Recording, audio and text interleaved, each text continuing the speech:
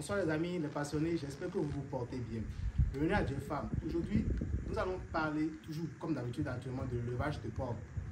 Et je voulais attirer l'attention des uns et des autres sur l'hygiène au sein de l'élevage de porc. Vous savez, lorsque vous travaillez, lorsque vous faites l'élevage de porc, vous devez mettre un accent particulier sur l'hygiène, sur la propreté, sur les mesures de biosécurité. Lorsque vous venez par exemple à Dieu Femme, vous avez du mal à visiter la porcherie. Parce qu'en fait, même dans toutes les fermes qui se respectent, n'avez pas facilement accès à la porcherie. Parce que les porcs sont rentables et on n'a pas idée, mais ils sont les plus sensibles. Raison pour laquelle vous devez maintenir un état d'hygiène de haut niveau au sein de votre élevage.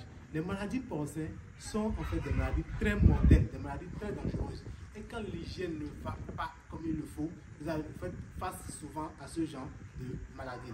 Raison pour laquelle vous devez avoir un système de gestion des déchets. D'ailleurs même, lorsque vous mettez en place un bon système de gestion des déchets, c'est-à-dire que vous récupérez correctement le fumier, vous pouvez même en faire un business. Et ça peut vous permettre même vous permettre de payer celui qui s'occupe des porcs pour vous.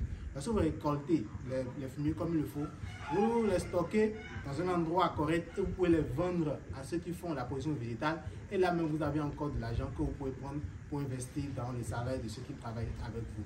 Maintenant, le plus important, c'est prendre soin des porcs. Vous devez d'abord, au niveau du choix des sites, vous assurer la disponibilité d'eau en quantité.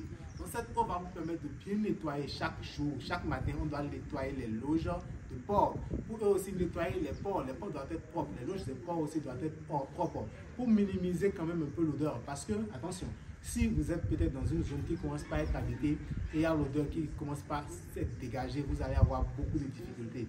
Parce que là, ils vont vous embêter énormément. Donc, vous devez mettre en place un programme lié au nettoyage de votre porcherie. D'ailleurs, même aussi, vous devez contrôler même la ventilation au sein de votre porcherie. Et la ventilation va avec l'hygiène, bien sûr.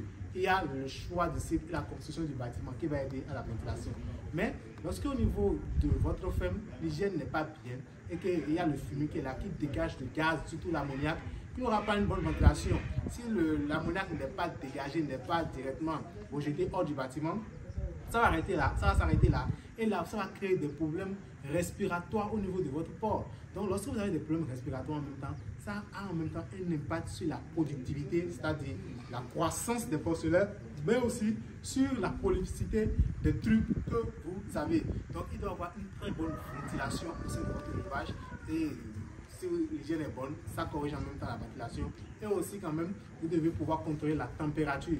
Parce que n'oubliez pas, le porc n'a pas de glande sudoripare. Et lorsque les températures sont trop fortes, la chaleur est trop forte, le porc n'arrive pas à supporter. Certes, les bains de soleil sont importants pour la croissance. Mais quand même, il faut pouvoir maintenir une température donnée au sein de votre porcherie pour ne pas avoir à faire face à des problèmes d'hyperthermie, d'accord, que vous n'arrivez pas après à gérer.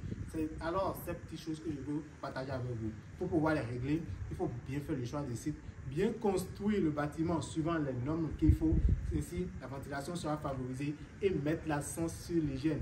Vous devez être rigoureux. Tous les jours, vous devez nettoyer votre porcherie. D'ailleurs, parce que vous le faites tous les jours, vous ne voyez plus que c'est sale. C'est quand vous le laissez une semaine, 2 semaines, que ça s'accumule et après vous-même, ça devient invivable. Vous n'avez même plus envie de travailler. Or, lorsque c'est fait tout le temps, à date et bien fait, vous n'avez pas ce genre de problème. Je vous exhorte à mettre un accent particulier sur l'hygiène au sein de votre élevage.